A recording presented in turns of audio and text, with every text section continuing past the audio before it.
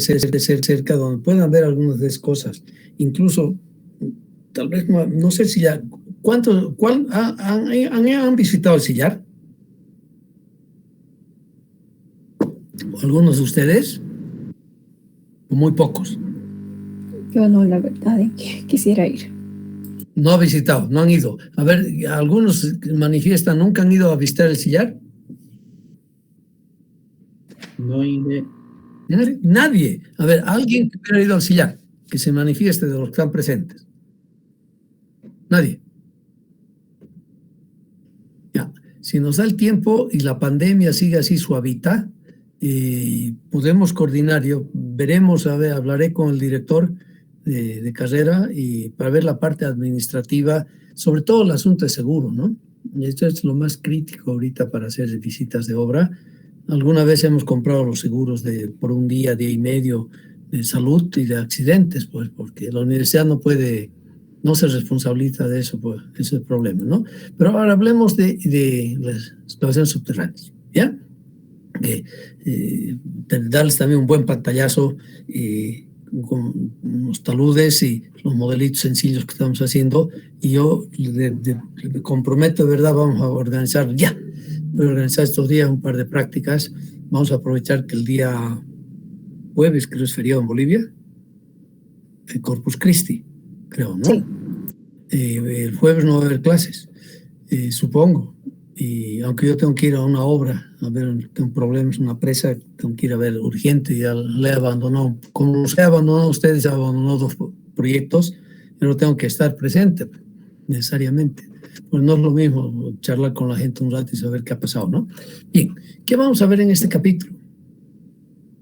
Este es lo principal, ¿ya? Después de una introducción, me gusta perder el tiempo, yo diría perder el tiempo, creo que no es entusiasmarlos a ustedes con algunas obras actuales prácticamente que estamos haciendo y que se van a hacer en el país, ¿no? Tenemos que hablar de los principios básicos, fundamentales, esa filosofía, si quieren ustedes, para hacer el diseño de las obras subterráneas, y hablar del diseño estructural activo, muy importante ahora, que no solamente es para túneles, sino para toda obra geotécnica en general, con sus diferentes fases. Vamos a hablar del equipamiento que tiene que tener un túnel carretero, nos interesa ver el túnel carretero, costos y presupuestos, tenemos que hablar un poco de túneles, análisis de riesgos y el cronograma y tipo de contrato que se tiene que manejar para este tipo de obras subterráneas, ¿no? Bien, túneles que tenemos recientes, este ya es un viejo, porque el túnel San Rafael de 1.320 metros en La Paz, Caranaví, ve algo, no he colocado aquí el año, ¿no? Pondré aquí atrásito, el año. Este entró en funcionamiento aproximadamente en 1996. ¿Ya? Yo no participé en este túnel, en este diseño de este túnel. Y Pati Muyopampa sí he participado activamente y recién se está reiniciándoselo. Esta foto es de fines del 2017. Mire, han pasado 4 años. En construcción, sigue en construcción. Yo poder visitar esta obra con ustedes sería interesante. Ha estado ya mucho tiempo parada con muchas dificultades, obviamente, en construcción. O sea, y tal vez voy a poner aquí la construcción hasta el presente, ¿no? Esto empezamos en 2015. Voy a hablar un poquito más de este túnel en la clase, porque tiene sus singularidades que quiero que ustedes comprendan y conozcan un poco, para después saber lo que hay que hacer y lo que no hay que hacer. Creo yo, modestamente, lo que no hay que hacer. Bueno, un túnel bien tradicional con la sección diseñada por una empresa alemana. Y aquí fíjense ustedes en este talud frontal del túnel, donde también se aplicó, y claro, por tal este túnel las excavaciones superficiales tienen que ser mucho más controladas y delicadas, ¿no es verdad? Aquí se hizo también toda una capa de hormigón proyectado y los pernos de anclaje que ven ustedes aquí pasivos, con todos sus bloques de anclaje, llamémoslos así, ¿de acuerdo? Claro, y son pernos que están totalmente en contacto con el macizo rocoso a través de la lechada, ¿no es verdad? Sí, están funcionando muy bien. Es el túnel de Ipati, y que está en el camino Moyopampa-Ipati, que es la ruta Jaime Mendoza, que en el sur, esto ya es bien al sur del departamento de Chuquisaca, que une en sí los departamentos de Chuquisaca y Santa Cruz. Y aquí la revisión del diseño original que hicimos en el año 2008 en una empresa extranjera, y nos modificó la sección. Esta es la sección para mí correcta, lo que yo llamo la sección boliviana. Vamos a hablar un poquito de eso, ¿ya? Con un ancho aproximado de 9.6. Y aquí, por razones que se aceptó, se aumentaron 2 metros más al ancho. En lugar de 9,6 se llegó a 11,6 con esta fórmula, y que tuvo muchos problemas esta obra, ¿no? Esa fue la visita de uno de los grandes expertos mundiales de túneles, el profesor Johann Golser, de Austria, con quien yo trabajé. Fue mi profesor guía en Austria en los años mozos cuando estudié allá. Aquí está el profesor Golser. Nos visitó esa vez en Bolivia y pudimos investigar y ver las dificultades que tenía este túnel, que no ha sido todavía concluido. Faltan unos 200 metros de excavación, ¿no? Creo que están ahora ya preparando la licitación y hay el financiamiento. La CAF ha dado el dinero, un montón de dinero. Este problema, podría hablar mucho tiempo yo sobre este túnel y las dificultades que se ha tenido, no solo en diseño, sino en la construcción. Algo vamos a hablar con ustedes en la clase, ¿ya?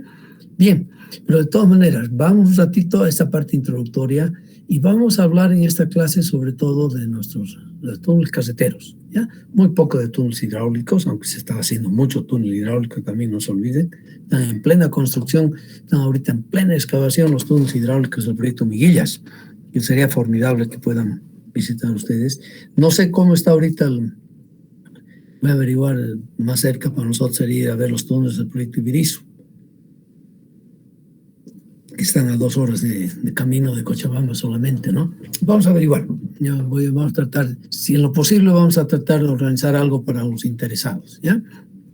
Pero bien, hablemos entonces de túneles carreteros, ¿de acuerdo?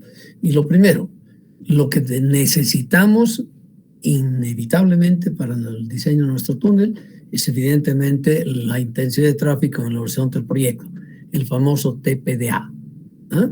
Tráfico promedio diario anual, que ustedes estudian y aprenden esto en el curso con el ingeniero Luis Lazarte Villarruel. Espero que hayan hecho ese curso o que lo hagan. No sé si es obligatorio para todos los ingenieros civiles, pero vale la pena tener todo este tipo de datos.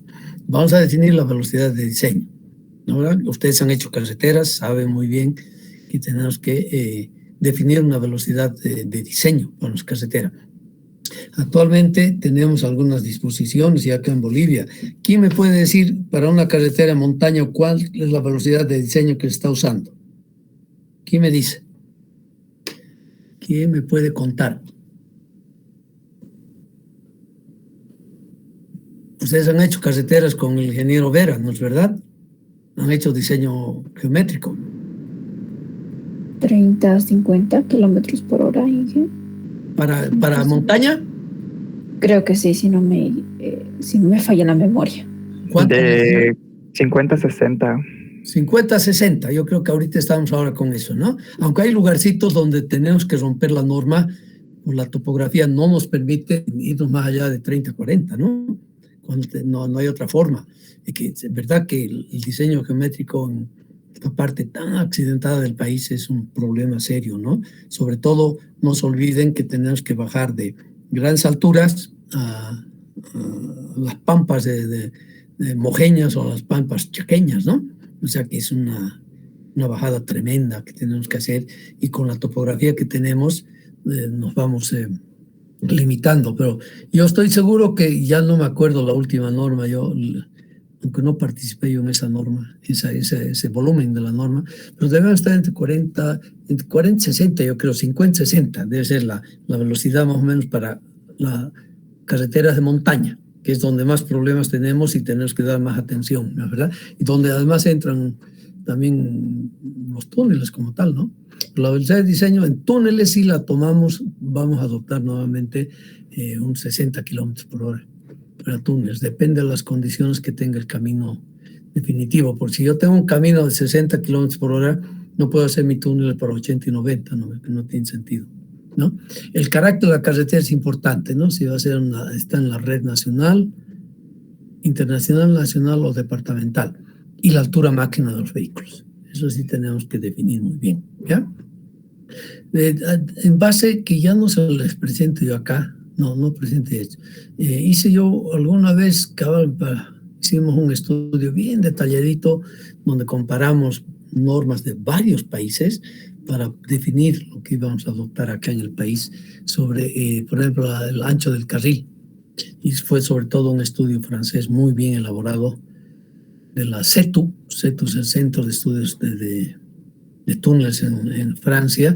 Hicieron un estudio muy detallado y llegaron finalmente a la conclusión, pero esto era hasta 90 kilómetros por hora, que contra un ancho de la calzada misma de 3,5 estaríamos con la seguridad necesaria ya para carreteras internacionales y 2,25 metros para túneles departamentales. La altura, que es parte del gálibo, libre de 5 metros ya para túneles en carreteras y 0,10 de revancha por lo menos para recapamientos internacionales y nacionales y 4,60 metros para túneles departamentales. No estaba mal, ¿no?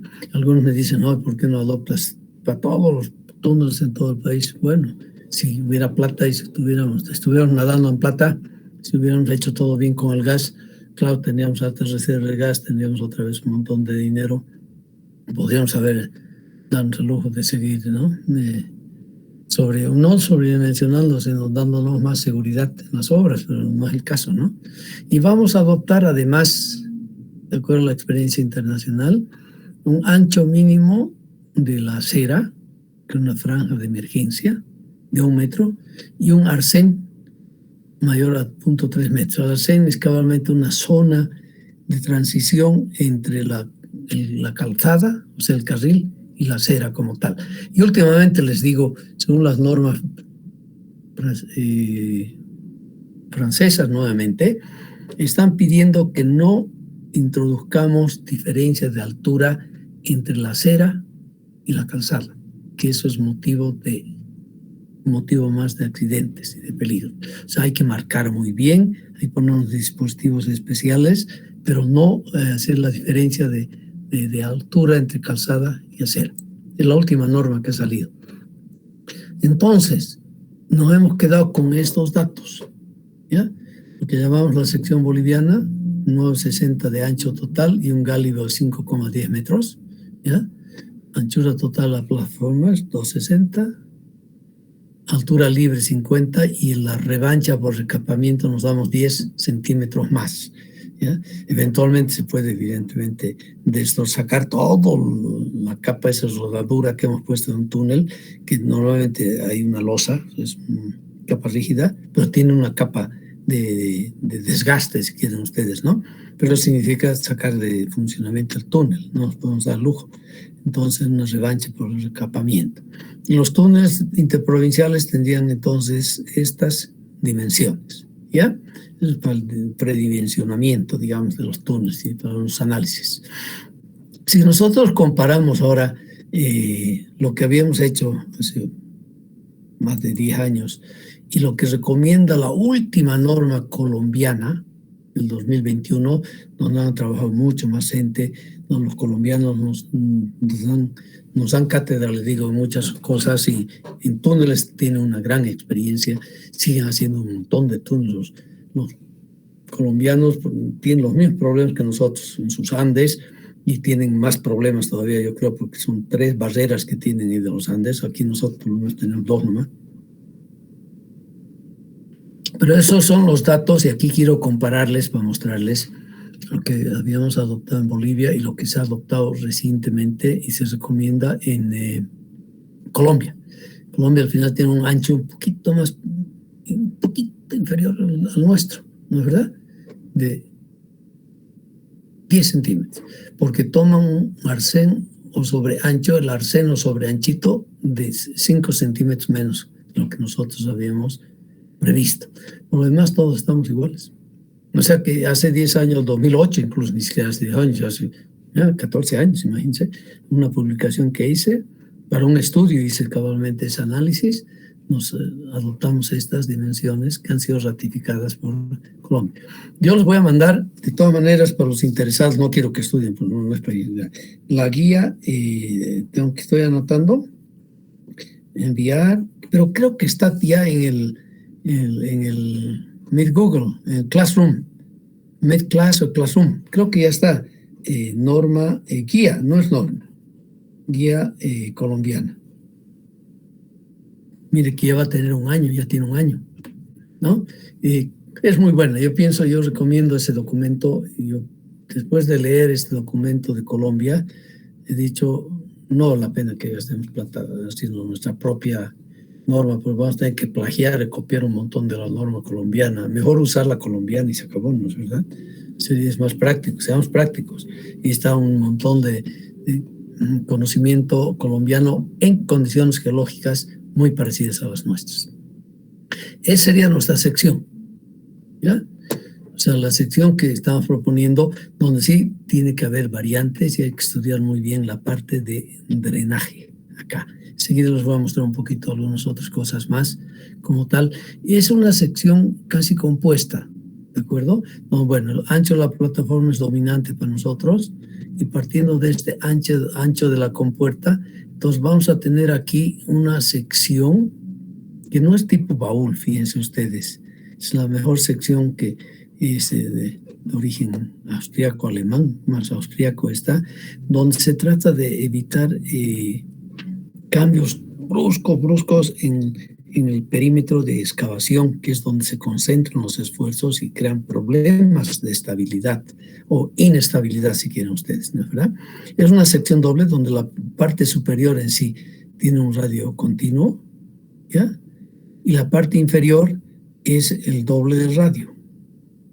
Y no sé si tengo una figurita para mostrarles que el doble de ese radio. Aquí tenemos entonces, es 9,6, llegaba a 5,1 si no me equivoco. Entonces a partir de este punto son dos otras paredes que las hacemos también curvas con un radio de 10,2 metros.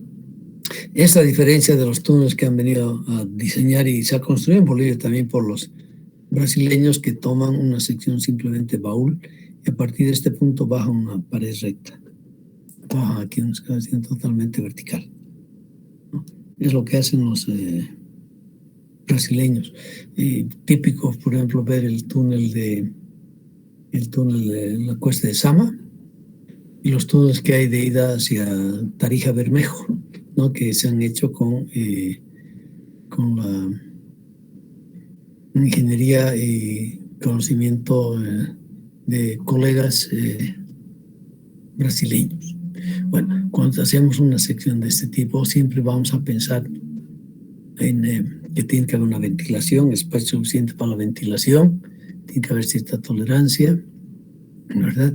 Y vamos a definir líneas bien claras, teóricas, porque enseguida vamos a tener que hablar un poco más de esto después, ¿no? La línea teórica de excavación, esa línea de Intra 2, ¿no? Y un espesor determinado del hormigón armado.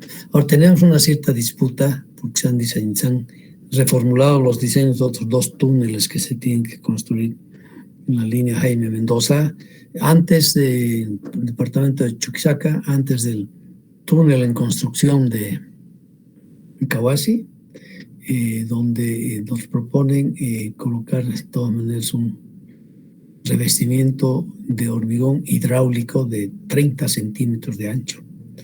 Eso significa que el costo del túnel se encarece en un 30%.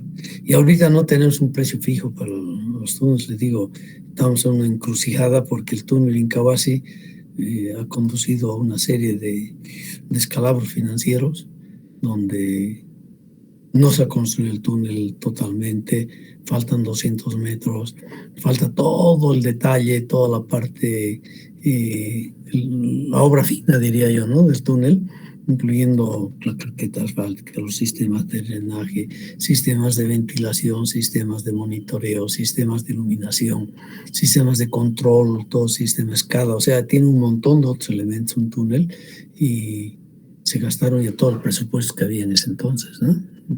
20 tantos millones de dólares. Ahora necesitamos más de 20 millones de dólares para concluir el túnel.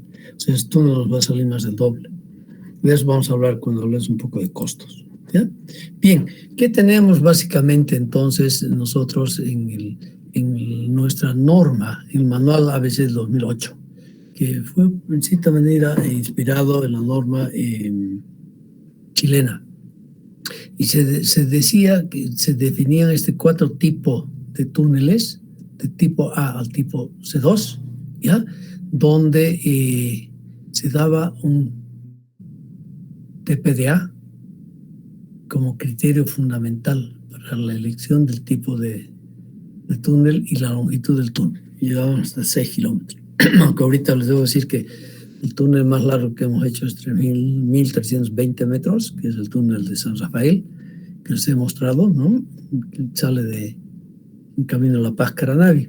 Y bueno, la longitud y los tipos diferentes, y además hay una relación directa. Se han asumido acá el tránsito hora punta, según esta norma nuestra del 2008, que ya debería ser seguramente revisada. Son estos los tráficos que se toman en cuenta como tráfico de hora punta, como tal, y los diferentes tipos, ¿ya? Y bueno, en la norma no se da claramente el tipo que vamos a usar en dimensiones acá, pero esta clasificación se la hace sobre todo para determinar bien el equipamiento que tiene que tener el túnel, ¿no? Donde lo negrito es obligatorio y lo blanquito es no sé si que eso casi no salga. Bueno, pero aquí va a salir, yo creo, en la impresión como tal, ¿ya? Pero fíjense entonces todo lo que voy a necesitar, y esto se ha hecho aún mucho más grande. Si nosotros vemos un poco lo que la guía colombiana reciente, ¿no? Entonces ellos evidentemente, nos parecemos en cierta medida, toman con el transporte promedio diario, ojo, aquí nos dice tránsito promedio diario anual por carril. Aquí no me decían si era por carril o la carretera entera. Tengo que suponer que era por carril. Y los diferentes tipos de obras, de tipo de túneles para carreteras que está en la norma esta colombiana, ¿de acuerdo? Y en función a la longitud del túnel. Nosotros íbamos solo hasta aquí, hasta 6.000 metros, ellos se van hasta 20.000. O sea, 20 kilómetros incluso, ¿no? Con los diferentes tipos de túneles que solicitan ellos que se hagan. Y para cada uno de los túneles, pues, presentan un cuadro mucho más detallado que el nuestro en lo que es la iluminación, la ventilación, comunicación, control de tráfico, automatización, detección de incidentes. Fíjense lo completo que es esta norma colombiana. Control de incendios, energía eléctrica, estructura de emergencias, detección de incidentes, control de incendios, ráncata. O sea, fíjense lo que tiene ahorita el manual de túneles de carreteras de los... bien, no vamos a hacer mucho, estamos en geotecnia, pero es bueno que tengan los antecedentes, ¿no es verdad? Y todo lo que es obligatorio y todo lo que no es obligatorio. Eso sí es importante y es bueno tener este documento, y va a tener entonces también la guía, no lo llaman manual de túnel, no guía, manual, donde además han participado expertos de otros países, sobre todo han participado también los expertos austriacos, que tienen tanta experiencia en túneles, han participado en la redacción de este manual de túneles. Otro manual de túneles de carretera muy bueno, creo yo, en castellano, es el manual mexicano. aunque este es mucho más reciente, más interesante para ver. Vamos, algunos de esos aspectos los vamos a tener que revisar en esta clase, ¿ya? Es bueno que los tengan. Bien, y esa es la sección que les decía que nos proponen para el túnel Incahuasi. Bueno, si se fijan ustedes, aquí no, ni siquiera 2 metros, 2,16 metros más aquí de ancho. Una sección totalmente ilógica, sobre todo porque no era necesario. Tenemos en esta carretera, bueno, tiene tantos retrasos ahora, pero teníamos un TPDA de alrededor de 700, 800 unidades por día en horizonte del proyecto. Imagínense entonces, muy poco, ¿no? Para poder haber introducido este ancho acá. Y sí hicieron algo interesante acá. Creo que he puesto acá la sección, no he puesto acá la sección nuestra, que es esta, el sistema de drenaje, han cambiado. Me parece interesante, porque nosotros pensábamos acá un sistema de drenaje a la francesa, donde hay 2 sistemas.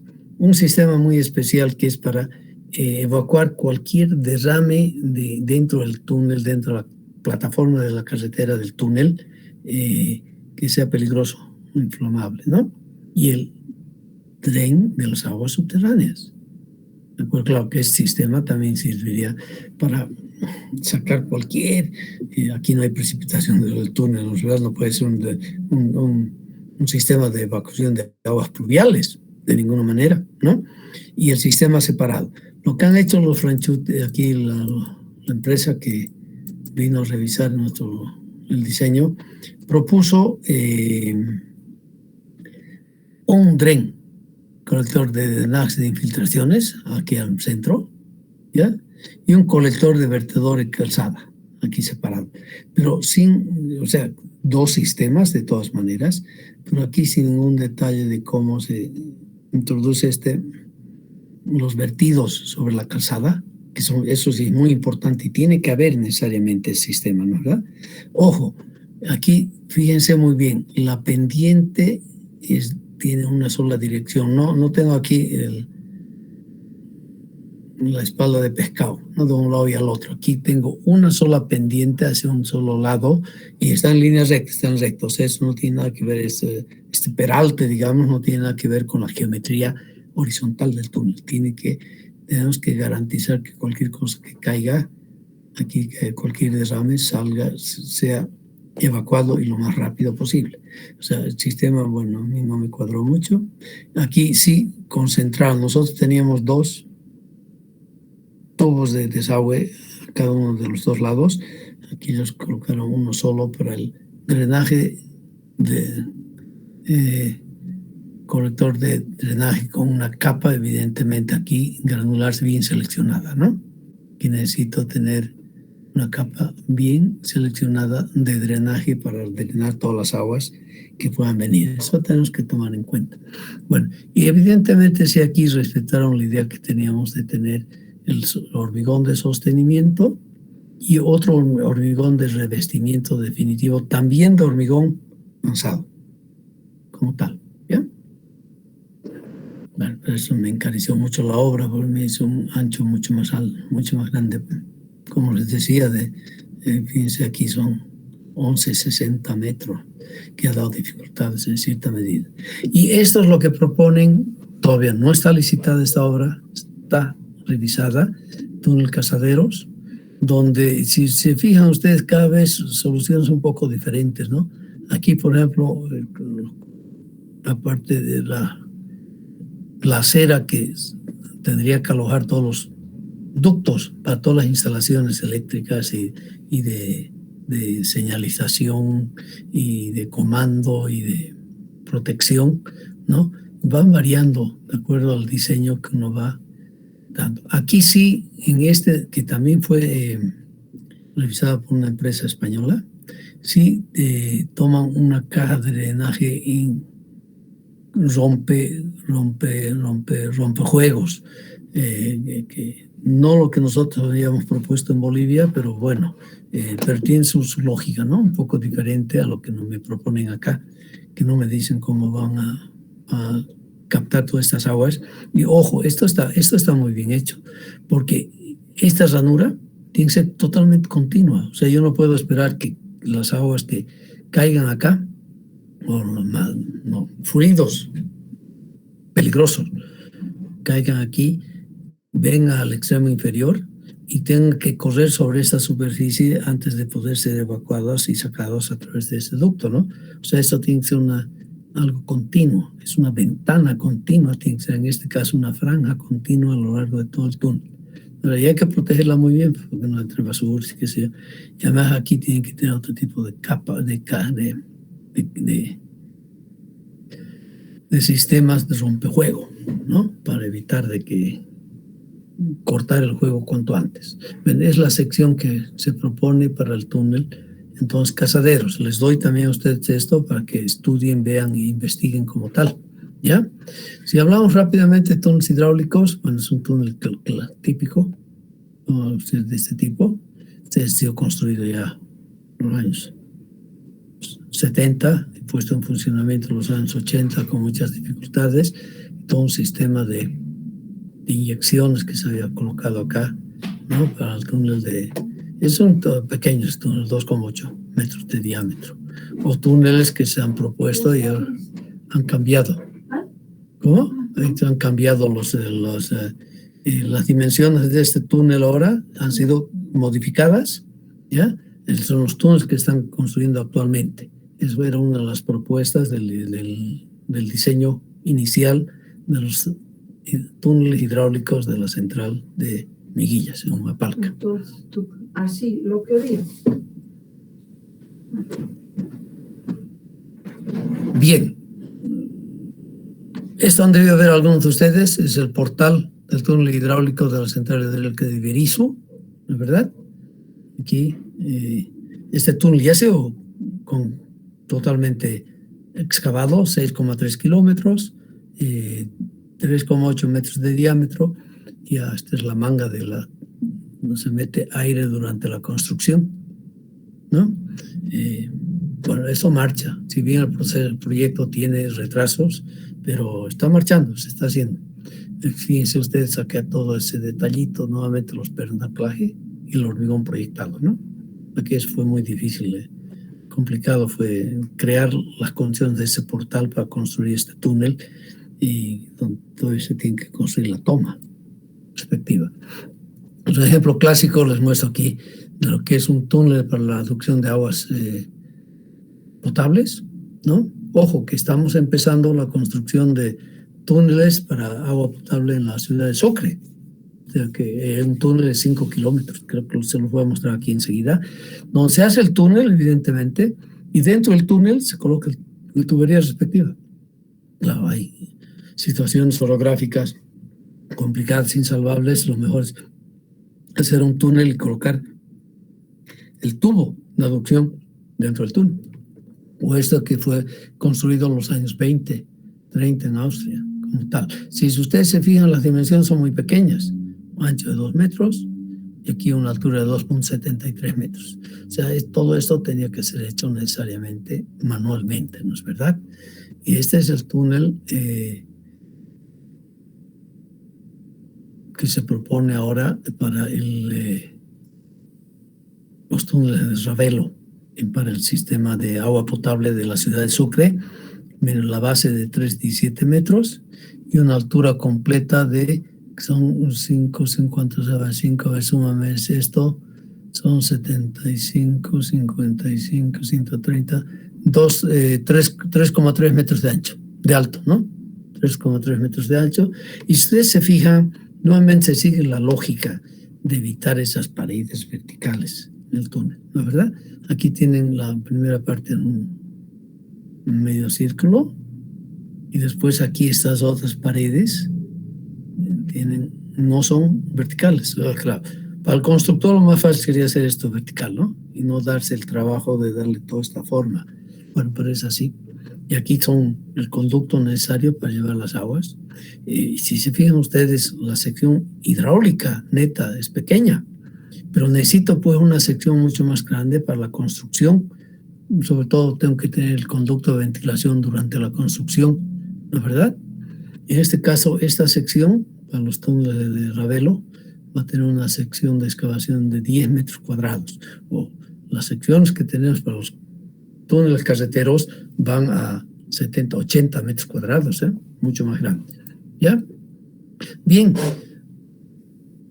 ¿Qué tenemos como introducción? Ahorita hemos hablado rápidamente de dimensiones y bueno, como resultado de toda esta primera introducción, simplemente debo decirles que la construcción tenemos que planificarla y las dimensiones, alturas, anchos, todo lo demás, considerando dos aspectos. Todo lo necesario y los volúmenes que necesitamos para tenerla durante la construcción, y después durante la operación y mantenimiento, ¿no es verdad? Porque esa sección sería más que suficiente para nosotros, ¿no? En el Sucre Ravelo, ¿no? Pero les digo, esta sección tendría que ser hecha a mano, con mucha dificultad para poder colocar la manga. Pues miren, si yo tengo que colocar aquí solamente mi manga que tiene un diámetro de 0.8, más o menos, 0.8, me ocuparía más la mitad del túnel. ¿Y por qué?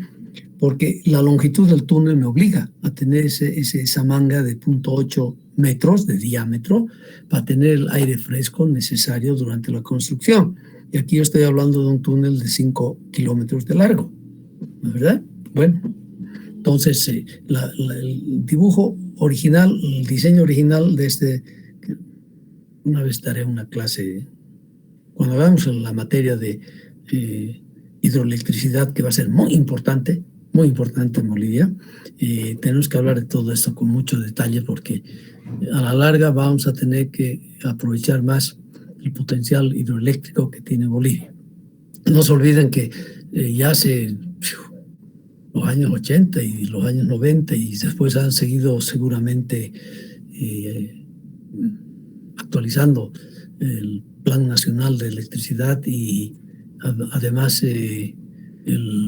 los estudios con más información, más datos, más precisos del potencial hidroeléctrico que tiene el país, y tenemos un potencial hidroeléctrico técnicamente aprovechable y tal vez económicamente aprovechable de más de 40.000 megavatios de potencia. Y actualmente no pues tenemos una miseria, ¿no? Tenemos apenas, si sumo todo lo que tenemos en el país, no debemos llegar a 1.200 megavatios, que se va a incrementar sustantivamente con la potencia de Miguillas y 291, no, Miguillas un poquito creo que es, sí, 300 megavatios y Virizos 290 megavatios. O sea que nos falta mucho. Tenemos un potencial impresionantemente grande de hidroelectricidad en el país. Y bueno, lamentablemente en los últimos años nos hemos dedicado más a hacer plantas rápidas térmicas a gas y ciclo combinado, pero quemando gas. Resulta que tenemos las plantas y ya no hay gas. Y tenemos las plantas térmicas que trabajan un par de horas, ¿no?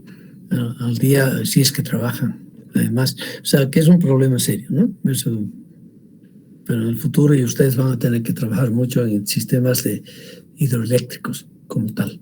De eso estoy seguro. Bien, o sea, todo esto, y esto es de la hidráulica, ¿no es verdad? Aquí vamos a hacer toda la hidráulica necesaria para las obras. Pero aquí les he dado un pantallazo que necesitamos túneles en todas partes. Necesitamos túneles para carreteras, necesitamos túneles si es que hacemos nuestro famoso cordón bioceánico para línea férrea. Necesitamos túneles para las plantas hidroeléctricas. Necesitamos túneles para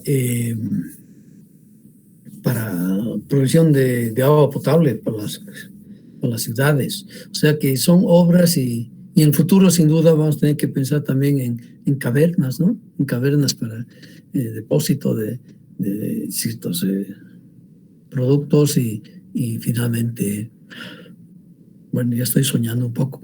Y los metros, que alguna vez vamos a tener que tener en Santa Cruz un metro subterráneo, ¿no? Que son otras condiciones porque ahí sí no tengo roca. Es un suelo granular cuaternario que tiene sus complicaciones, pero son obras subterráneas también. O sea, hay mucho futuro en esto para el país. Yo pienso que ustedes tienen que ver de que lo que están estudiando ahora aquí, estamos charlando, tiene un futuro tremendamente grande y el éxito de todo eso estará basado en la buena formación de ustedes y conocimiento muy sólido que puedan tener de las ciencias físico-matemáticas, ¿no? Eso es muy importante. Pero vamos rápidamente, esto son los mecanismos de estabilidad en las excavaciones subterráneas.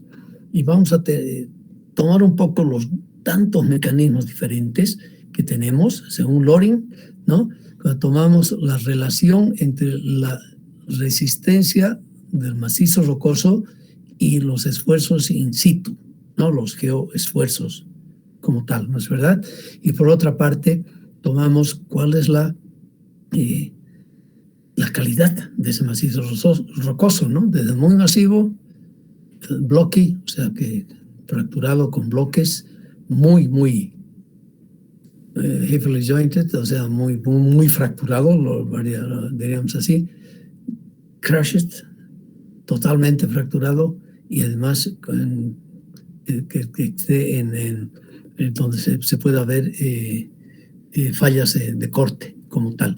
Y vamos a tener entonces una serie de posibilidades de comportamiento. Lo que más nos va a preocupar a nosotros es aquí, sobre todo cuando tenemos comportamientos de squeezing que están aquí, ¿no? Que ya hemos tenido en Michikuni, algo hemos tenido con el túnel de trasvase en Michikuni, que es de 19,2 kilómetros, ¿no es verdad? Pero fenómenos de squeezing, bueno, vamos a ir charlando sobre todos estos fenómenos y vamos a ir identificándolos en la medida en que vamos avanzando un poco en la materia, ¿ya? Pero lo primero, quiero charlar con ustedes sobre los principios básicos, los aspectos un poco de doctrina, diría yo, de una obra subterránea. Y para eso vamos a echar mano a lo que definió el profesor Müller, Leopold, que fue uno de los grandes promotores de la mecánica de rocas en Austria y de las obras subterráneas también, ¿no? El señor que realmente dejó una enseñanza muy grande y nos propone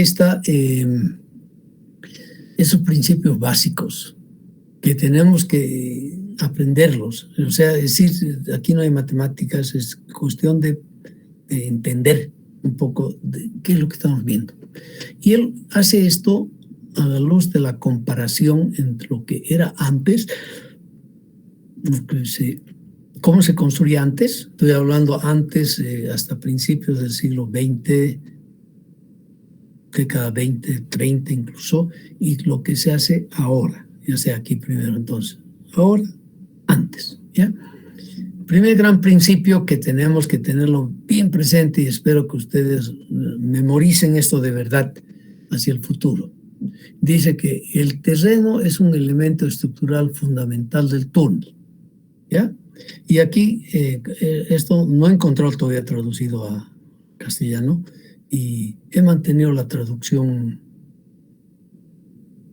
original en alemán aquí, de todas maneras. Tal vez lo mejor sería borrar para no molestarles a ustedes, pero no molesta esto. ¿Y qué significa eso? Resulta que antes, y vamos a ver algunas teorías sobre todo, y hemos visto eso en la clasificación de Terzaghi del año 1946. Eso ya tienen que saber algo ustedes, donde se considera todavía el macizo rocoso como una carga bruta. ¿Se acuerdan de la clasificación, la primera antigua que hemos visto del señor Carl von Terzaghi, el padre de la mecánica de suelos, ¿no? Donde él nos da unas formulitas en función al tipo de macizo rocoso para calcular un H, ¿se acuerdan? Un HP de la carga, que es la carga muerta que había que considerar para calcular el sostenimiento, ¿no es verdad? Porque no se comprendía todavía cómo funcionaba todo esto. Y resulta que la carga y el macizo rocoso era para en ese entonces un fastidio. Y de acuerdo a las teorías, a la concepción de esa época, se necesitaban unos sostenimientos tremendamente sólidos y fuertes, como se muestra acá. ¿De acuerdo? Actualmente, no. Actualmente necesitamos un sostenimiento ligero, porque es muy ligero, sobre todo basado en hormigón proyectado. De eso vamos a hablar mucho más después, ¿no? Y además los famosos perras de anclaje, los bulones, ¿no? Pero lo principal es suponer y decir el terreno es el elemento estructural fundamental del túnel. O sea, es parte del túnel, es la materia prima que usamos para hacer el túnel. Lo único que estamos haciendo es retirando parte de ella, nada más. ¿Ya? Segundo, principio básico. Se debe tratar de conservar la resistencia original del terreno. Hay que conservarla. ¿Qué significa eso entonces? Que tenemos que evitar, sobre todo, que el macizo rocoso se afloje mucho, porque una vez se afloja ya nadie lo para y se viene para abajo, ¿no? O sea, hay que tener métodos constructivos, ven ustedes, aquí entra mucho la parte constructiva, que nos va a permitir evitar que haya este aflojamiento del macizo rocoso alrededor del túnel y sobre todo con mayor intensidad en las partes superiores, en la clave, ¿no es verdad? O sea, y eso significa que tenemos que tener un procedimiento muy claro del qué y el cuándo. ¿Cuándo tengo que ponerme un sostenimiento? O sea, aquí no solamente hay la concepción de modelitos y hacer calculitos y hacer pronósticos. Tenemos también que saber cuándo y cómo hacer y con qué. Y se refiere entonces a conservar la resistencia original del terreno.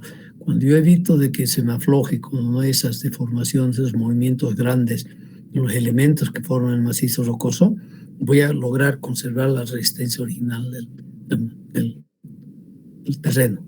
Terreno aquí, anótense, significa macizo rocoso también, ¿no? Que esté claro. Tercer principio.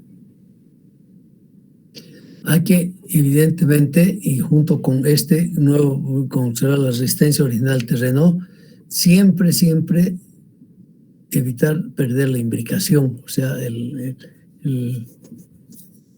sistema mismo que tenemos, no se olviden que hemos dicho, y ese es el macizo rocoso, es un Lego tridimensional. Bueno, Lego también es tridimensional, ¿no es verdad? Donde todo tiene que entrar todo bien bonito y cabalito, y vamos a evitar el aflojamiento, y así estamos manteniendo la resistencia original del terreno. ¿Ya? Tenemos que evitar, es también importante, ese cuarto punto. Todos están concatenados, pues. Cuarto punto, muy importante. Evitar estado de tensiones uni y bidimensionales. Enseguida, cuando hablemos un poco más de qué significa esto, van a comprender ustedes mejor. Pero significa entonces que tenemos que tratar de restablecer lo más rápido posible el estado nuevamente tridimensional del macizo rocoso que se tenía antes de la excavación. Pues yo estoy retirando material, ¿no es verdad? Desde ese momento aquí voy a tener entonces un esfuerzo normal principal perpendicular a la excavación, la pared de la excavación, que va a ser igual a cero, ¿no es verdad? Es aire, presión atmosférica y cero, ¿no? Entonces llego aquí a tener un esfuerzo, un estado de esfuerzo uniaxial, que hay que evitarlo. ¿Cómo lo evitamos? Aplicando inmediatamente el sostenimiento, colocando ese hormigón proyectado. Por eso que el hormigón proyectado ha revolucionado la forma de cómo se construyen los túneles, ¿no? El hormigón proyectado y perno de anclaje, etcétera, etcétera, ¿no? Vamos a tratar siempre de mantener el estado tridimensional en el macizo rocoso, ¿ya? Y eso significa entonces evitar estados bi o unidimensionales, volver a la triaxialidad, no lo que exactamente se tenía inicialmente, pero acercarse a eso por lo menos. Quinto, principio básico. Se refiere a activar el anillo portante evitando la degradación. O sea que a través de cómo construimos, qué estamos haciendo y el tiempo es tan importante, se logra formar aquí un anillo portante alrededor de la obra que estamos haciendo, ¿no? Donde va a haber una concentración de esfuerzos de compresión, evidentemente, que me van a proteger la obra. Antes no era así. Antes, evidentemente, se tardaba mucho, había un aflojamiento total, se perdía la imbricación, construyendo todo este sostenimiento tan masivo que el anillo portante para evitar la degradación se hacía mucho más grande, o sea, había una zona mucho más grande del macizo rocoso que era perturbado en su equilibrio, ¿no? Y que nos conducía a un estado de equilibrio posterior mucho más severo, con deformaciones mucho más grandes también, como tal. O sea, el anillo portante debemos que evitar, y así vamos a evitar la degradación del material, su transformación irreversible. Yo lo pondría de segundo principio básico, que dice que la colocación de sostenimiento no tiene que ser ni muy tarde ni muy temprano, y no tiene que ser ni muy rígido ni muy débil. Ah, caramba, aquí está el secreto de la tunelería moderna, a decir verdad, ¿no? Hay que saber cuándo debemos colocar sostenimiento. De hecho, aquí tenemos estos ejemplos. Si yo coloco, vamos a hablar de esto mucho la próxima clase, sobre la curva de las características, donde estoy mostrando es la deformación unitaria radial, ¿ya? Y la presión de contacto. Es presión de contacto, deformación unitaria radial. Bueno, y aquí yo tengo, es la curva característica del macizo rocoso, ¿ya? Simplemente son conceptos que me adelanto para que comprendan este principio que está escrito acá. Bien, cuando yo coloco el sostenimiento muy temprano, ¿ya? Y lo hago además muy rígido, entonces voy a tener esta curva característica del sostenimiento. Y me va a dar entonces como conclusión primero una presión de contacto muy alta. Por lo tanto, estoy usando mucho material y un sostenimiento sumamente caro, ¿verdad? En cambio, que si yo identifico y sé cuándo voy a tener que poner mi sostenimiento, de tal manera de que el equilibrio entre el sostenimiento y el macizo rocoso corresponda a la presión de contacto mínima, voy a tener mi solución óptima como tal. Esta va a ser la solución entonces óptima, que es lo que tenemos que ir buscando. O sea, minimizar la presión de contacto para que todo esté en equilibrio nuevamente, ¿ya? O sea, y equilibrio el sostenimiento con el macizo rocoso y con una rigidez suficiente para que la deformación sea aquella que corresponda a este punto mínimo de presión. Es así que entonces lo que hacemos ya en la construcción es definir sobre todo las deformaciones, o controlar, mejor dicho, las deformaciones que podemos tener, ¿ya? Pónganse que yo tengo aquí el tiempo exacto. He encontrado, que es además experimental, le digo, que cuando uno empieza un túnel va experimentando y definiendo las cosas durante la construcción. O sea que el diseño no acaba pues después de que tengo planitos, he hecho algunos cálculos y he aplicado algún modelo matemático, algún programa macanudo como se hace ahora. El diseño de una obra subterránea concluye junto con la construcción. Esa es una regla importante.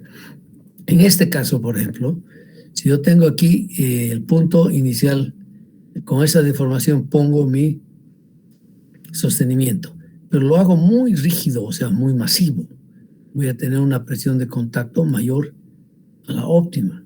Bueno, no es lo bueno, entonces tengo que cambiar.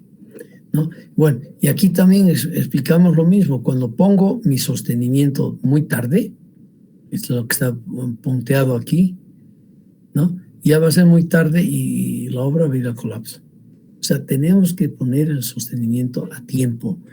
Como cuando hacemos, hable con su abuelita, cuando hacía dulce, se hablaba que el dulce, antes en la casa se hacía dulce, no se compraba la latita en la tienda o en el supermercado, ¿no? Las mamás, las abuelas en el campo, muchos han tenido que ver mucho con el campo de ustedes. Había cosecha, se cosechaba, y la mejor forma de mantener la fruta, no perderla, era transformarla en mermelada, ¿no? Era una forma de conservación de esa fruta, pero tenía que estar siempre esa cocción, esa fruta que hervía y hervía con agua y se movía, tenía que llegar a su punto caramelo, decían, a su punto exacto, ¿no? Para bajarlo del fuego. Ese era el punto exacto, el caramelo. Lo mismo tenemos que hacer aquí en túneles. Tenemos que descubrir cuál es ese punto exacto y qué tipo de rigidez tiene que tener mi obra. Aquí es rigidez muy grande. Bueno, si es muy suavito, muy debilucho, muy flexible, va a llegar otra vez al colapso. O sea, en resumen, entonces, colocación, ni muy tarde del sostenimiento, ni muy tarde, ni muy temprano. Fundamental. Principio 7, que es lo que tiene que ver, mucho tiene que ver con esto, pero definido en otra forma. Tal vez un poco repetitivo, pero mantengo la publicación original, ¿no? Estimar correctamente el tiempo de autosostenimiento, que es otra cosa, que es un poquito lo contrario. Aquí dice, coloca el sostenimiento ni muy tarde ni muy temprano, pero tenemos que tener criterios para saber cuál es el tiempo en que la obra que estoy excavando se pueda autosostener, va a ser todavía estable, que no es indefinida por los siglos de los siglos, ¿no? Tiene su tiempo en función de la calidad del macizo rocoso, es decir, de las características singulares del macizo rocoso. Eso sí es importante, por favor, ¿ya? Tengamos eso, ¿ya? Entonces, estimar correctamente el tiempo. Aquí tenemos varias teorías. Aquí tiene que ver mucho la teoría de Laufer, que ha sido para nosotros la segunda clasificación antigua, que si bien no lo usamos directamente como Laufer pedía y le he dado toda esa información, pero nos ayuda a definir el tiempo de autosostenimiento, ¿ya? Que es importante, que también después lo recupera Wieniawski y nos presenta una correlación y se compara con Laufer, que es muy importante, ¿no es verdad? O sea, tiempo de sostenimiento hay que definirlo muy bien. Octavo, ensayos previos, mediciones de desplazamiento. Se tienen que hacer una obra que, bueno, muestran, hay que hacer ensayos previos. No se puede diseñar una obra sin datos. Tenemos que definir muy bien los parámetros mecánicos para hacer un buen modelo geotécnico del comportamiento, ¿no es verdad? O sea, tenemos que hacer ensayos previos. Aquí también siempre nos olvidamos. Y para una obra, por ejemplo, que la hagamos con el método de perforación y emboladura, que es lo que más usamos, aquí en Bolivia solamente perforación y emboladura, aunque debemos decir que parte del túnel de Misicuni se construyó con un TBM, con una Tunnel Boring Machine. Se hizo. Pero tenemos que tener entonces ensayos. No es nomás lanzarse a la aventura sin saber dónde está metiendo uno y decir voy a aplicar el método observacional y veremos lo que sale. Hay que tener una idea clara, hay que tener de hecho siempre ya bien claro simulaciones, ¿no es verdad? Tenemos que predecir, predicciones tenemos que hacer sobre todo. No, noveno, son 20 y tantos, pero nos vamos a quedar en el 10 o en el 11. El soporte, sostenimiento, ya sea hormigón, por ejemplo, hormigón proyectado, tiene que estar siempre en contacto directo con el macizo rocoso. Es lo que hacíamos ahora. Antes no teníamos hormigón proyectado, no usábamos el hormigón proyectado en las obras subterráneas y usábamos sobre todo maderas, ¿no? Usábamos la minería boliviana actual todavía y del pasado y el artesanal sigue usando bolillos de eucalipto, etcétera, etcétera. Siempre madera, ¿ya? O sea, esto es importantísimo, que haya un contacto directo entre el macizo rocoso y este sostenimiento que vamos a poder colocar. Es lo que se hace ahora, cabalmente. ¿Ah? Y eso ya no es tanto un principio, sino una consecuencia de todo lo que viene adelante. Si quieren ustedes el 9, porque el soporte y el revestimiento es un poco espesor. Evidentemente, antes necesitábamos un sostenimiento masivo, tremendamente caro y llevaba mucho tiempo en su construcción. Y como llevaba mucho tiempo, había tiempo de sobra para que todo el macizo empiece pues a aflojarse, había desimbricación del material, ¿no es verdad? Y resulta que necesitábamos una sección final de excavación muy grande, como nos muestra este ejemplo de antes, 152 metros cuadrados de sección. En cambio ahora, con los soportes de revestimiento de poco espesor, mucho más pequeños, llevamos máximo 100 metros cuadrados para tener una plataforma aquí, una carretera sin ninguna dificultad, ¿no? 11º, reforzamiento con mallas, cerchas, pernos y no con incremento de espesor del hormigón proyectado. Ese es otro principio importante. Mire, si vamos a atender todos esos principios, van a ver ustedes que la obra que hagamos no tiene que salir bien, pues, y que no tiene que ver nomás con calculitos, están fijándose ustedes. No tiene nada que ver solamente con parámetros mecánicos, sino con el procedimiento. Es toda la doctrina que tenemos en la construcción de obras subterráneas, ¿ya? Aquí entonces decimos, vamos a usar entonces, y aquí de hecho nos dicen los principios, reforzamiento, vamos a usar mallas, son mallas electrosodadas, cerchas de acero donde sea necesario, pernos de anclaje donde sea necesario, ¿no es verdad? ¿Ah? Y no solamente incrementar el hormigón proyectado. El hormigón proyectado es importante, pero vamos a usar siempre una combinación de las diferentes medidas de sostenimiento que vamos a poder tener. Antes era totalmente diferente, ¿no es verdad? Antes se creaban condiciones como se presenta aquí.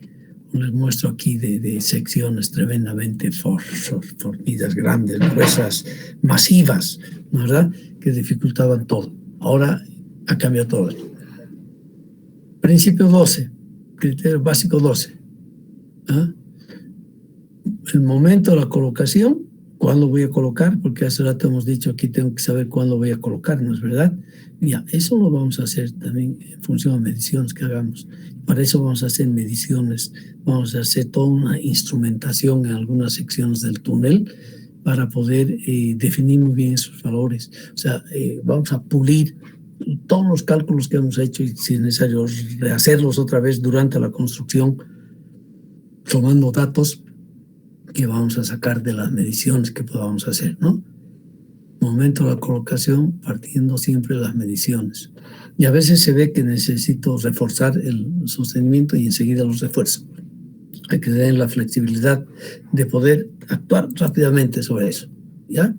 Bien, esos son los 12 principios principales que vamos a aplicar y van a ver ustedes.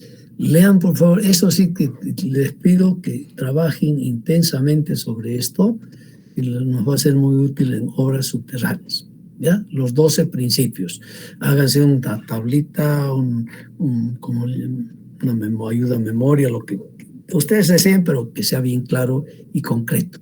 Bien, y nos vamos a quedar acá con el diseño estructural activo o el DEA de Celada, que nos da toda la filosofía, lo que hemos charlado hace un momento, más todos los pasos que vienen de otra concepción, digamos, que es de la adaptación que ha hecho el profesor Benjamín Celada de España para las obras subterráneas, ¿no es verdad? Ok, nos vamos a quedar acá, ya se nos ha ido cumpliendo el tiempo.